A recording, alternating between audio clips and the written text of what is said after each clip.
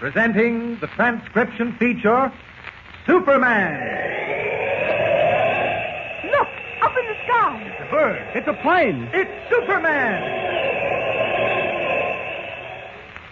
Yes, it's Superman, strange visitor from the planet Krypton, who came to Earth with powers and abilities far beyond those of mortal men. Superman, who can leap tall buildings at a single bound, race a speeding bullet to its target, bend steel in his bare hands, and who, disguised as Clark Kent, mild-mannered reporter for a great metropolitan newspaper, fights a never-ending battle for truth and justice. But before we join Superman, listen. And now to our story. When Jimmy Olsen found a silver arrow buried on Tumbleweed Jones' ranch, things began to happen. The arrow was engraved with a riddle in rhyme. If he who finds it has no fear, he'll search the stream neath the galloping steer. In the deserted ghost town of Dead Man's Gulch, Kent, Jimmy, and Tumbleweed found the second arrow, which in turn led to a third.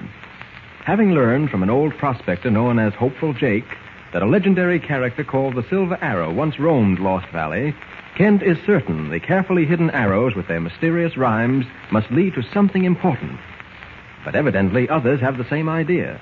Some very active ghosts have suddenly come to life in Dead Man's Gulch. First, Kent and Jimmy were almost trapped in a cave by a man-made landslide. Then Tumbleweed was struck from behind and left roped and gagged in one of the ghost town's deserted shacks.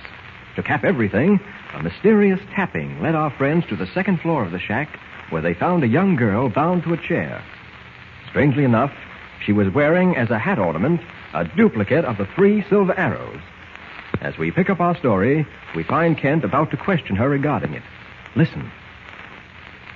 Now, this silver arrow, Mary, do you mind telling us where you got it? Well, not at all, mister. What was that? Look, over there on the wall. I'll be a bobtailed cayuse. It's another silver arrow. Come through the window. Is it Mr. Kent? Yes. There's a note attached to it. A note? Gosh. Oh, what does it say? We'll see in a minute. Hold that candle up, Jimmy. Yeah. That's it. Well? Now, wait a minute, Jimmy. It's written in pencil, and it's a little hard to decipher. The handwriting is childish. Come a little closer with the candle, yeah? Yeah. That's better. Maybe I can read it, Mr. Kent. I teach kindergarten back east, and I'm accustomed to children's writing. Oh, you probably can. Here. Oh, no child ever wrote this. It's the handwriting of an old man. Oh, can you read it? I think so. Now, let's see. Leave now and don't never come back. Give up looking for more silver arrows, or you'll be finding them in your back. Gosh. Yeah, I don't suppose it's signed. No, that's all it says. Leave now and don't never come back. Give up looking for more silver arrows, or you'll be finding them in your back. What does it mean? You 3 wait here. I'm going out to look for whoever sent us this pleasant little note. I'm a-going with you. I think you'd better stay behind, Tumbleweed, and keep an eye on Jimmy and Miss Lewis. Well, nobody has to keep an eye on me. I can take care of myself. Look. What? Mr. Kent out the window. It's a man, heading for the hill. Stand back. I'll get that man with my bow and arrow. Hurry, Tumbleweed. Here goes. Did you get him? If I did, I just winged him. He's running like a local steer. I'll catch him. Oh, hold on, Mr. Kent. I'm coming with you. You and Mary wait downstairs for us, Jimmy. Okay, Mr. Kent.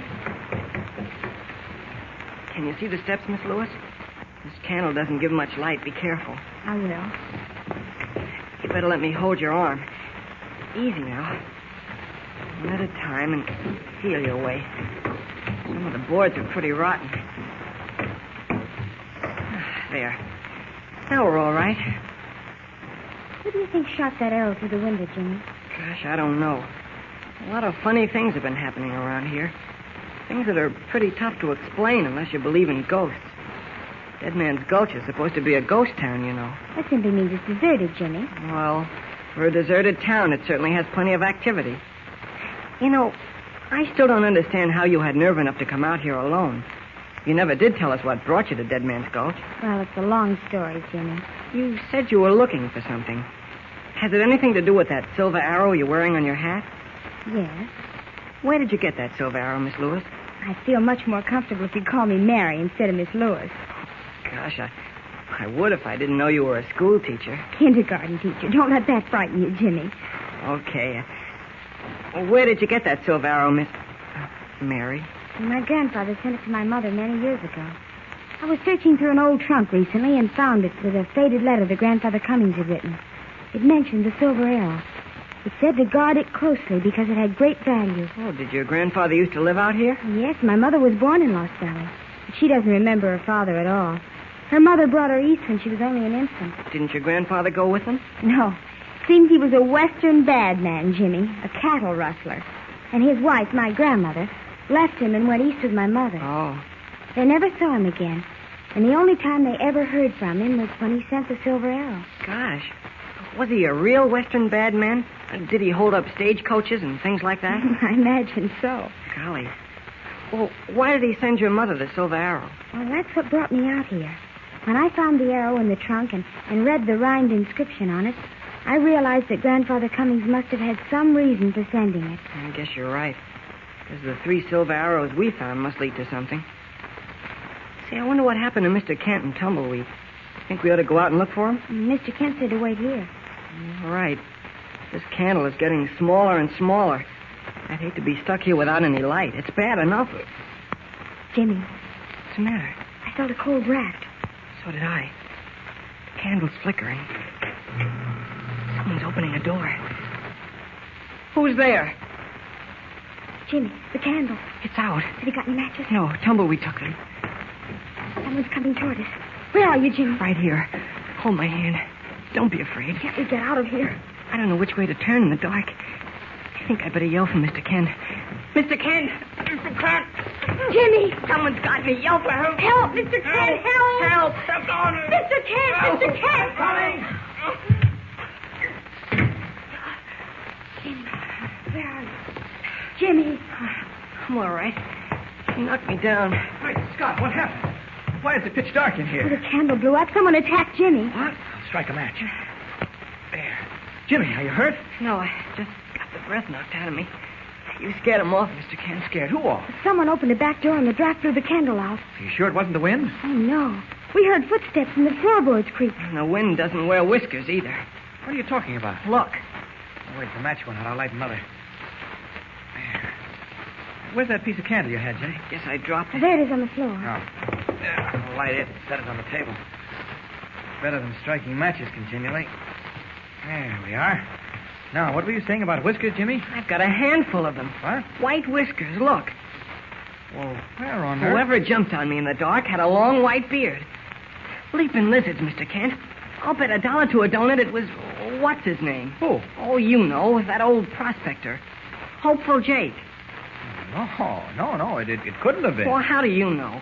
He had a long white beard, and he was the only one who wanted us to stay away from Dead Man's Gulch. Oh, I know. Oh, I'm sure it was Hopeful Jake, Mr. Kent. I tell you, it couldn't have been, Jimmy. You'll see why in a moment. Here comes Tumbleweed now. You ornery, low-down, spindle-shank coyote. I got a mind to run you so full of arrows you won't be good for nothing but probate. Get inside there before I lose my temper. Get. Why, it's Hopeful Jake. You ain't got no call to treat an old man this way, Tumbleweed. All I done was play a little joke on you. We don't take a hankering to them kind of jokes, you spavined old wheezebox. There. Now do you see why the bearded man who attacked you couldn't have been Hopeful Jake, Jimmy? Wait a minute, I'm not quite sure. Hey, let go my beard. Oh, you're right, Mr. Kent. It's a different beard. What's going on here? Why, someone attacked Jimmy and Mary while we were chasing Hopeful. Jimmy wrestled with whoever it was and managed to pull a handful of hair out of his beard. Why, you mean to say there's another loco bearded hombre loose in the gulch? Yeah, that's what it looks like. I told you, I warned you it ain't safe to go messing around in no ghost town. Nobody is asking you for no opinions. If it ain't safe for us, it ain't safe for you neither. Is this the man who shot the silver arrow into the window? Yes, he says it was a practical joke just to scare us. Don't put no stock in that, man. Hopeful Jake ain't spoke the truth for as long back as I can remember. You got no call to say a thing like that, Tumbleweed. It ain't right and it ain't decent. I'm an old man. Yes, but not too old to wander around in the darkness playing what you call practical jokes on people. Now, are you going to tell us why you've been trying to keep us away from Dead Man's Gulch, or do we have to turn you over to the sheriff? We ain't turning him over to no sheriff, Mr. Kent. If he don't talk, and talk mighty quick, we're going to string him up. Maybe you're right, Tumbleweed. That would be the easiest way. No, you can't do that. It's against the law. The law won't have no part of this. We'll just hoist you up and let the buzzards pick your skinny carcass clean. Get the rope off of my saddle, Mr. Kenton, will you? I'll talk. I'll tell you everything I know. It ain't much, but I'll tell you. Go ahead. There's just one thing I want to know, Hopeful. Why did you try to keep us out of Dead Man's Gulch? Because there's something here that belongs to me.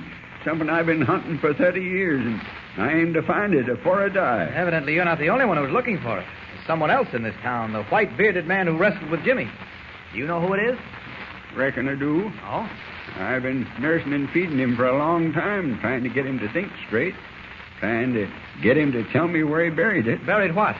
I don't know, but I reckon it's silver. Pounds and pounds of silver. Well, who is this man? What's his name? You heard what Mr. Kent said, Hopeful. What's his name? His name? Well, it's... Oh! Catch him, Mr. Kent. Okay, I got him. Mr. Kent, what happened? He's been shot in the back. What? With a silver arrow. Silenced by a silver arrow knifing out of the darkness, Hopeful Jake slumps into Clark Kent's arms just as he's about to reveal the secret of Dead Man's Gulch. Has the silver arrow silenced the old prospector forever? The story is rushing to an exciting climax, so don't forget to be with us for the next revealing episode. Tune in and listen with Superman. Don't forget, tune in again for the next thrilling episode with Superman. Look, up in the sky. It's a bird. It's a plane. It's Superman. Superman is a copyrighted feature appearing in Action Comics magazine. Welcome back. Well, we've got two parts, only two parts to resolve all the plot threads we've got going on. It's going to be fun to see how they manage to do that. We've got who exactly really was the Silver Arrow, and then we've got all these bearded people running around, and the basic question of will Jake survive? I'm kind of betting on Jake not surviving to provide the answer, because generally once people are shot like this to end an episode, they end up dying. Old Jake may have done better appearing on another show. But we'll see. We've got two more parts until to wrap up this exciting story. So join us next week for parts 6 and 7. Again, remember to check out our website, laserandsword.com. If you like the show, cast your vote for it on Podcast Alley, podcastalley.com. But from Boise, Idaho, this is your host, Adam Graham, signing off.